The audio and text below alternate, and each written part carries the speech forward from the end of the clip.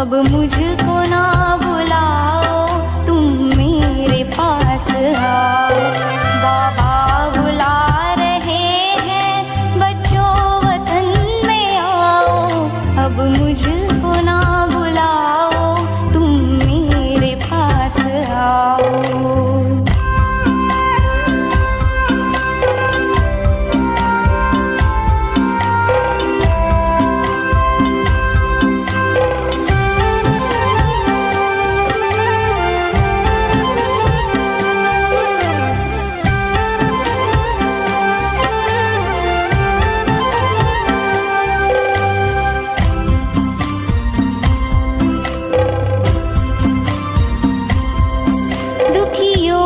चीत्कारे क्या तुम तलक न आई, क्या भक्तों की पुकारे पड़ती नहीं सुनाई।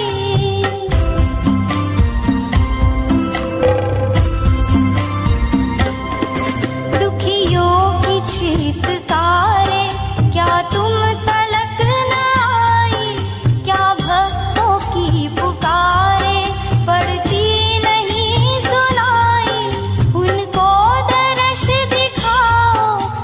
कुछ तरस तो खाओ, अब कुछ तरस तो खाओ। बाबा बुला रहे हैं, बच्चों वतन में आओ। अब मुझको ना बुलाओ, तुम मेरे पास आओ।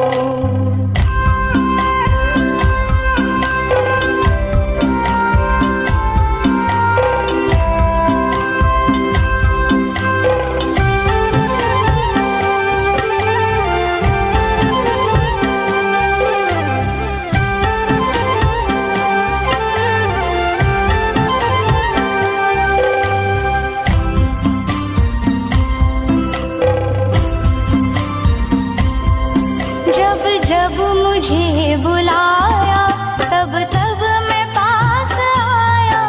सर्वस्व अपना देकर वादा हर एक निभाया।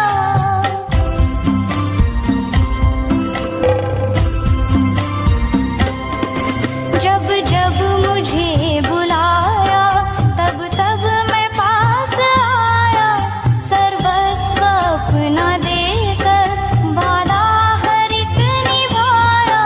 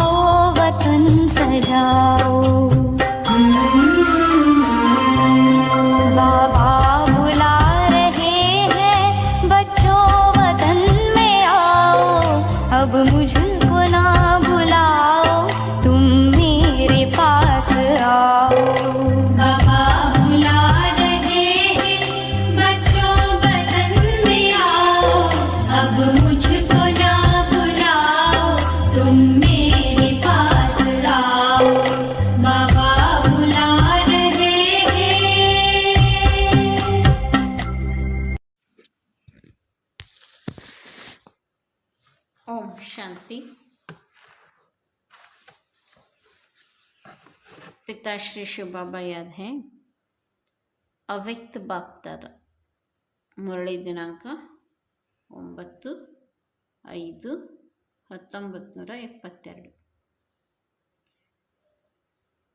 ತಮ್ಮ ಮುಖ ಚೆಹರೆಯಿಂದ, ನಿಮ್ಮ ನಡೆನುಡಿಯಿಂದ ಭವಿಷ್ಯವನ್ನು ಸಾಕ್ಷಾತ್ಕಾರಗೊಳಿಸಿ. अपने फीचर से फ्यूचर दिखाओ. सभी सदा स्नेही हैं. ಎಲ್ಲರೂ ಸದಾ ಸ್ನೇಹಿಗಳಾಗಿದ್ದೀರಾ. ಯಾವ ರೀತಿ ಬಾಪ್ದಾದ ಸದಾ ಮಕ್ಕಳಿಗೆ ಸ್ನೇಹಿಯಾಗಿದ್ದಾರೆ. ಎನಿ ಟೈಮ್ ಮಕ್ಕಳಿಗೆ ಬಾಬಾ ಸಹಯೋಗಿಯಾಗಿದ್ದಾರೆ.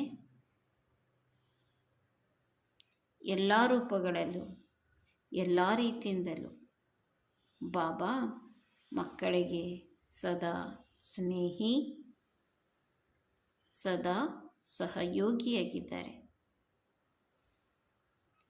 ಅದೇ ರೀತಿ ಚೆಕ್ ಮಾಡ್ಕೊಳ್ಳಿ. ನಾವು ಮಕ್ಕಳು ಸಹ ಎಲ್ಲ ರೂಪದಿಂದಲೂ ಎಲ್ಲ ರೀತಿಯಿಂದಲೂ ತಂದೆಯ ಸಮಾನ ಸದಾ ಸ್ನೇಹಿ, ಸದಾ ಸಹಯೋಗಿಯಾಗಿದ್ದೀನ.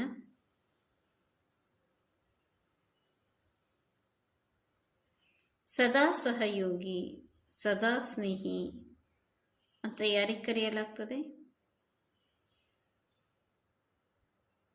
ಯಾರ್ದು 1 ಸೆಕೆಂಡು ಬಾಬನೊಂದಿಗೆ ಸ್ನೇಹ ಕಟ್ಟಾಗದೇ ಇರೋಂಗಿರ್ತದೋ, 1 ಕ್ಷಣನೂ 1 ಸಂಕಲ್ಪನು ತಂದೆಗೆ ಸಹಯೋಗ ಕೊಡದೆ ಆ ಕ್ಷಣ ವ್ಯತೀತ ಆಗಬಾರದು. ಅವ್ರು ಸದಾ ಸಹಯೋಗಿ, ಅವ್ರು ಸದಾ ಸ್ನೇಹಿ. ಸ್ನೇಹನೂ ಅಟ್ಟು ಕಟ್ಟಾಗಬಾರ್ದು. ನಾನು ಅವನಿಗೆ ಕೊಡುವ ಸಹಯೋಗನೂ ಕಟ್ಟಾಗಬಾರ್ದು. ಇಂತಹ ಸದಾ ಅವನಿಗೆ ಸ್ನೇಹಿ ಹಾಗೂ ಸಹಯೋಗಿ ಎಂದು ತಿಳಿದುಕೊಂಡಿದ್ದೀರಾ? ಅನುಭವ ಮಾಡ್ತೀರಾ? ಬಾಪ್ದಾದರವರ ಸ್ನೇಹದ ಸಬೂತ್ ಅಥವಾ ಪ್ರತ್ಯಕ್ಷ ಪ್ರಮಾಣವು ಕಂಡುಬರುತ್ತಿದೆ.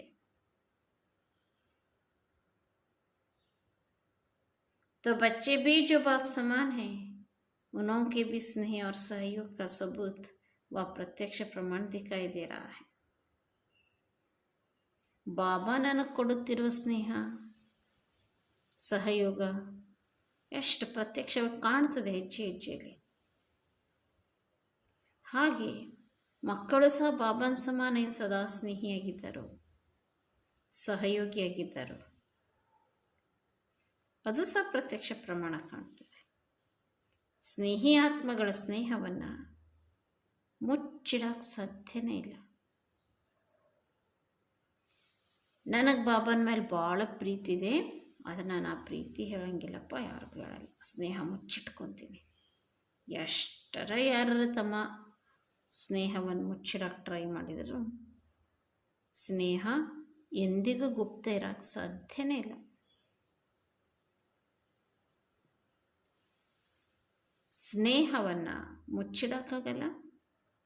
ಸ್ನೇಹವು ಒಂದಿಲ್ಲ ಒಂದು ರೂಪದಲ್ಲಿ, ಒಂದಿಲ್ಲ ಒಂದು ಕರ್ತವ್ಯದಲ್ಲಿ ಅಥವಾ ನಮ್ಮ ಮುಖದಲ್ಲಿ ಅವಶ್ಯಕವಾಗಿ ಪ್ರಕಟ ಆಗಿಬಿಡ್ತದೆ, ಕಂಡುಬಿಡ್ತದೆ.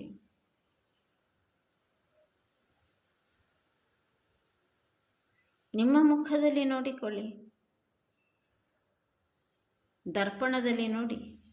ನನ್ನ ಮುಖದಿಂದ ಸ್ನೇಹಿ ತಂದೆಯ ಮುಖಚೇರೆ ಕಂಡುಬರುತ್ತಿದೆಯೇ?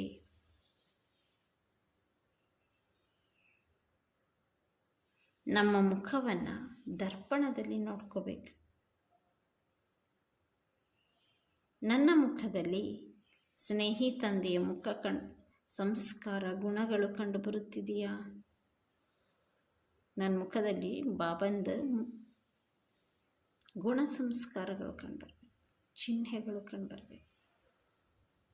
ಯಾವ ರೀತಿ ಸ್ಥೂಲವಾದ ಮುಖವನ್ನು ಸ್ಥೂಲವಾದ ಕನ್ನಡಿಯಲ್ಲಿ ನೋಡ್ತೀವಿ. ಅದೇ ರೀತಿ ಪ್ರತಿನಿತ್ಯ ಅಮೃತ ವೇಳೆಯಲ್ಲಿ ತಮ್ಮನ್ನು ತಾವು ಈ ಲಕ್ಷಣ ತಂದೆ ತಿಳಿಸ್ತಿದ್ದಾರೆ, ನೋಡ್ಕೊಳ್ಳಿ. ಸೂಕ್ಷ್ಮ ದರ್ಪಣದಲ್ಲಿ ನೋಡ್ಕೋಬೇಕು. ಅಲ್ಲಿ ಸ್ಥೂಲ ದರ್ಪಣದಲ್ಲಿ ನೋಡ್ತೀವಿ, ಸೂಕ್ಷ್ಮ ದರ್ಪಣದಲ್ಲಿ ಮುಖ ನೋಡಬೇಕು. ಜನರ ಲಕ್ಷಣಗಳು, ಅವರ ನಡತೆ, ನುಡಿ, ಜೀವನ ಪದ್ಧತಿ, ಅವರ ಲಕ್ಷಣದಿಂದ ಆ ಆತ್ಮನ ಲಕ್ಷ್ಯ ಗೊತ್ತಾಗ್ಬಿಡ್ತದೆ. ಹೇಗೆ ಲಕ್ಷ್ಯ ಇಟ್ಕೊಂಡಿರ್ತಾರೋ ವ್ಯಕ್ತಿಗಳು, ಅವರ ಲಕ್ಷಣದಿಂದ ಸ್ವತಃ ಕಂಡು ಬರ್ತದೆ. ಹಾಗೆ ನಮ್ಮ ಲಕ್ಷಣಗಳಿಂದ ನಾವಿಟ್ಟುಕೊಂಡ ಲಕ್ಷ್ಯವು ಪ್ರತ್ಯಕ್ಷ ರೂಪದಲ್ಲಿ ಕಂಡುಬರಬೇಕು. ಎಷ್ಟರ ಮಟ್ಟಿಗೆ ಕಾಣ್ತಾ ಇದೆ ತಮ್ಮಂತ ಚೆಕ್ ಮಾಡ್ಕೊಂಡಿದ್ದೀರಾ? ಯಾವುದೇ ಆತ್ಮಗಳಿಗೆ ನಾನು ನನ್ನ ಫೀಚರ್ಸ್ನಿಂದ ಆ ಆತ್ಮನಿಗೆ ನನ್ನ ಫ್ಯೂಚರನ್ನು ತೋರಿಸ್ಬೇಕು.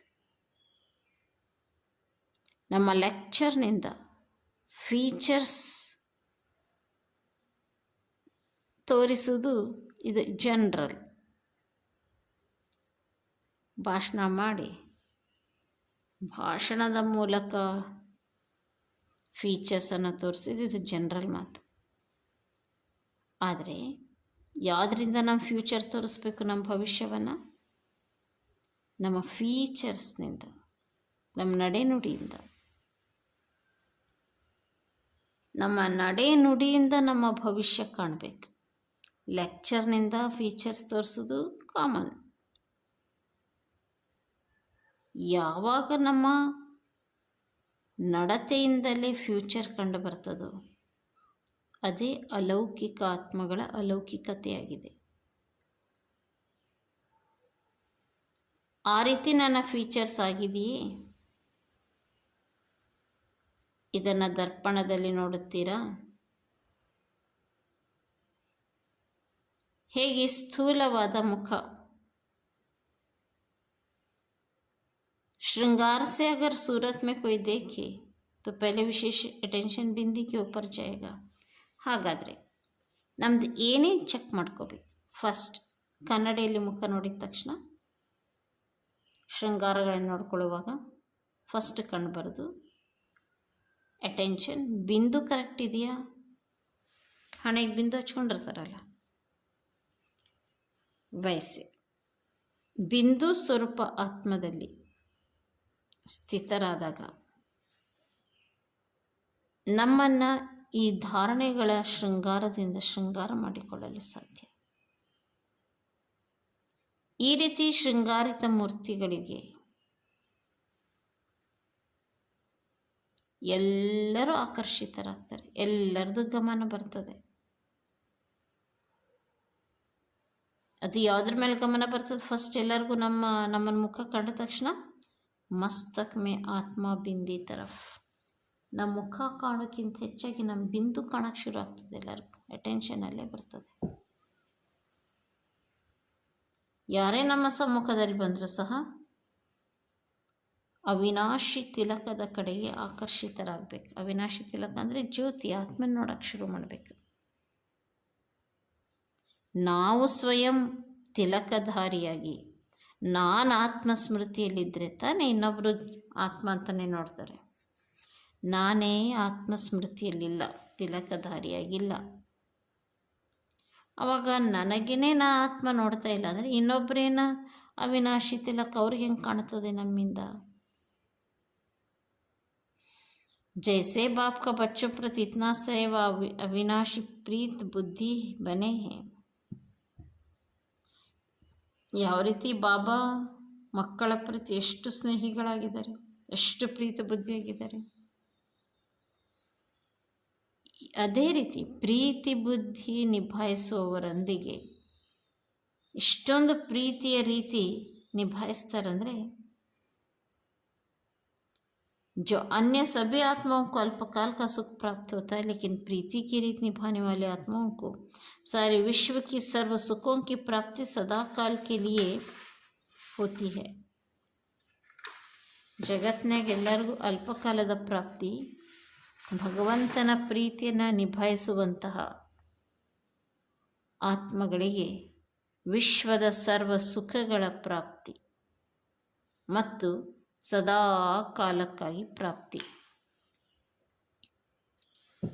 सभी को मुक्तिधाम में बिठाकर प्रीति की रीति निभाने वाले बच्चों को ವಿಶ್ವ ಕ ರಾಜ್ಯ ಭಾಗ್ಯ ಪ್ರಾಪ್ತಿ ಕರಾತೆ. ಎಷ್ಟು ಪ್ರೀತಿ ಬಾಬನಿಗೆ ಮಕ್ಕಳ ಮೇಲೆ ಅಂದರೆ, ಎಲ್ಲರನ್ನೂ ಮುಕ್ತಿಧಾಮದಲ್ಲಿ ಗಪ್ ಚಿಪ್ ಕುತ್ಕರಿ ನೀವೆಲ್ಲ ಇಲ್ಲೇ ಅಂತವ್ರಿಗೆಲ್ಲ ಪರಮಧಾಮದಾಗ ಕುಂದ್ರಿಸಿ ನಮ್ಮನ್ನಷ್ಟೇ ವಿಶ್ವರಾಜ್ಯ ಭಾಗ್ಯ ಪ್ರಾಪ್ತಿ ಮಾಡಿಸ್ತಾರೆ ಬಾಬಾ ನಮಗೆ. ऐसे स्नेही बच्चों के सिवाय और कोई से भी सर्व संबंधों के सर्व प्राप्ति का पार्ट नहीं. ಏನು ವಂಡರ್ಫುಲ್ ಸೆಂಟೆನ್ಸ್ ಅಂತಾರೆ ಬಾಬಾ. ಇಡೀ ವಿಶ್ವದಲ್ಲಿ ಅನೇಕ ಭಕ್ತರಿದ್ದಾರೆ, ಬಾಬನ ಮಕ್ಕಳಿದ್ದಾರೆ, ತಪಸ್ವಿಗಳಿದ್ದಾರೆ. ಯಾರು ನನ್ನ ಸ್ನೇಹಿ ಮಕ್ಕಳು ಅವ್ರ ಜೊತೆಗೆ ಮಾತ್ರ ನಾ ಸರ್ವ ಸಂಬಂಧದ ಹಾಗೂ ಸರ್ವ ಪ್ರಾಪ್ತಿಯ ಪಾತ್ರ ನಿಭಾಯಿಸ್ತೀನಿ.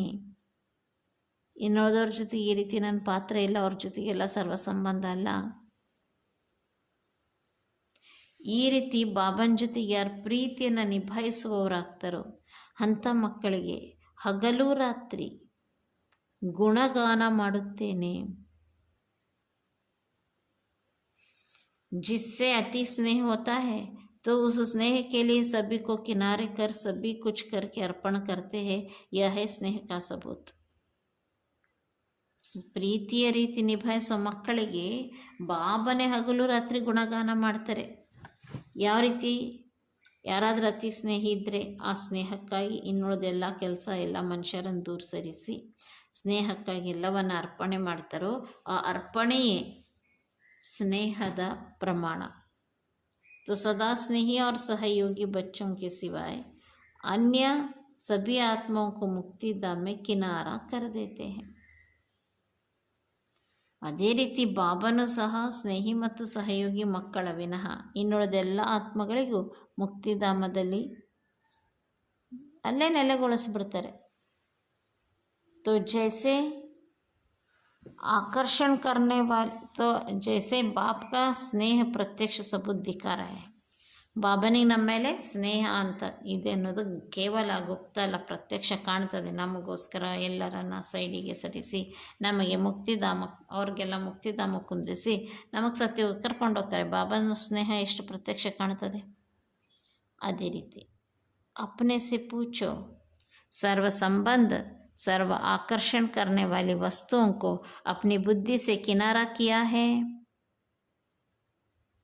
ಸರ್ವ ಸಂಬಂಧ ಸರ್ವ ಆಕರ್ಷಣೆಯಲ್ಲಿರುವ ವಸ್ತುಗಳ ಸ್ಮೃತಿಯನ್ನು ಬುದ್ಧಿಯಿಂದ ದೂರ ಮಾಡಿದ್ದೀನ. ಸರ್ವರೂಪಗಳಲ್ಲಿ ಸರ್ವ ಸಂಬಂಧದಲ್ಲಿ ಪ್ರತಿ ರೀತಿಯಲ್ಲೂ ಎಲ್ಲವನ್ನ ಬಾಬನಿಗೆ ಅರ್ಪಣೆ ಮಾಡಿದ್ದೀನ. ನನ್ನ ಪ್ರತಿ ಸಂಕಲ್ಪ ಬಾಬನಿಗೋಸ್ಕರ, ಬಾಬನ ಕರ್ತವ್ಯಕ್ಕೋಸ್ಕರ. ಒಂದು ಸೆಕೆಂಡು ವ್ಯರ್ಥವಾಗಿ ಕಳೆದಿಲ್ಲ ತಾನೇ. ಒಂದು ಕ್ಷಣನೂ ಬಾಬಾ ಅಂತಾರೆ ಬಾಬನಿಗೆ ಸಹಯೋಗ ಇಲ್ಲದೆ ಇಲ್ಲ ತಾನೇ.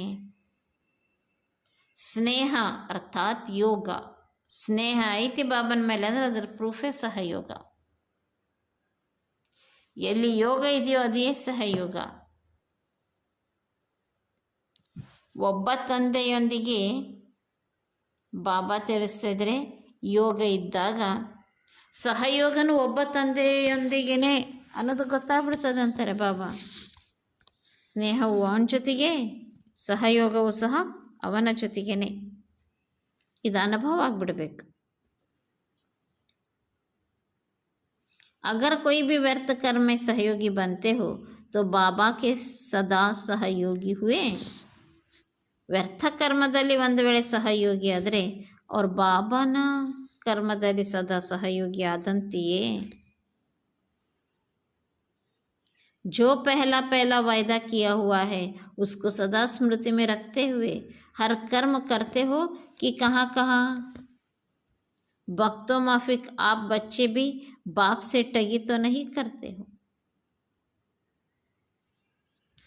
ಫಸ್ಟ್ ವಾಯ್ದ ಮಾಡಿವಲ್ಲ ಬಾಬನ ಹತ್ರ, ಅದನ್ನು ಸದಾ ಸ್ಮೃತಿಯಲ್ಲಿ ಇಟ್ಕೊಂಡಿದ್ದೀರಾ? ಅಥವಾ ಕರ್ಮ ಮಾಡ್ತಾ ಮಾಡ್ತಾ ಭಕ್ತರಂತೆ ನಾವು ಮಕ್ಕಳು ಸಹ ಬಾಬನಿಗೆ ಮೋಸ ಮಾಡ್ತಾ ಇಲ್ಲ ತಾನೆ? ಕೆಲವೊಂದು ಭಕ್ತರು ಮೋಸ ಮಾಡಿಬಿಡ್ಬೋದು, ನಾವೇನು ಮೋಸ ಮಾಡೋರಲ್ಲ ತಾನೆ? ನಿನ್ನದನ್ನೇನಾದರೂ ನನ್ನದಂತ ಹೇಳಿ ಕಾರ್ಯಗತಗೊಳಿಸಿದರೆ ಅದೇ ಒಂದು ಮಹಾಮೋಸ. ಹೇಳುವುದು ಒಂದು, ಮಾಡುವುದು ಮತ್ತೊಂದು ಆದಂಗಾಗ್ಬಿಡ್ತದೆ. ನಾವು ಹೇಳುವುದೇನಪ್ಪ ಬಾಬನಿಗೆ? ಬಾಬಾ ತನು ನಿನ್ನದು, ಮನ ನಿನ್ನದು, ಧನ ನಿನ್ನದು ಅಂತೀವಿ. ಬಾಬಾ ಕೇಳ್ತಾರೆ, ಹಾಗಾದರೆ ತನು ಮನ ಧನ ಎಲ್ಲ ನಿನ್ನದೇ ಅಂತ ಅಂದ್ಕೊಂಡಿದ್ದೀವಿ ಅಂದಮೇಲೆ तेरा हो गया फिर आपका उस पर अपना अधिकार कहाँ से आया? ನನ್ನದೇನು ಅಧಿಕಾರ ಇನ್ಮೇಲೆ ಅದರ ಮೇಲಿಲ್ಲ, ತನು ಮನ ಧನದ ಮೇಲೆ ನಿನ್ನದಂದಿವಲ್ಲ. ಸಂಕಲ್ಪವನ್ನು, ಸಮಯವನ್ನು, ಶ್ವಾಸವನ್ನು, ಜ್ಞಾನಧನವನ್ನು, ಸ್ಥೂಲತನುವನ್ನು, ಇಷ್ಟರೊಳಗೆ ಸಂಕಲ್ಪ, ಸಮಯ, ಶ್ವಾಸ, ಜ್ಞಾನ, ಸ್ಥೂಲವಾದ ಬಾಡಿ, ಇದರ ಮೂಲಕ ಒಂದು ಖಜಾನೆಯನ್ನಾದರೂ ಮನ್ಮತದಂತೆ ನಡೆದು ವ್ಯರ್ಥವಾಗಿ ಕಳೆದರೆ ಇದು ಮೋಸ ಅಲ್ಲವೇ? ಜನ್ಮ ಜನ್ಮಾಂತರದ ಸಂಸ್ಕಾರಕ್ಕೆ ವಶ ಆಗಿಬಿಡ್ತಾರೆ ಮಕ್ಕಳು. ಯಹ ಕಹಾ ತಕ್ ರೀತಿ ಚಲ್ತಿ रहेगी?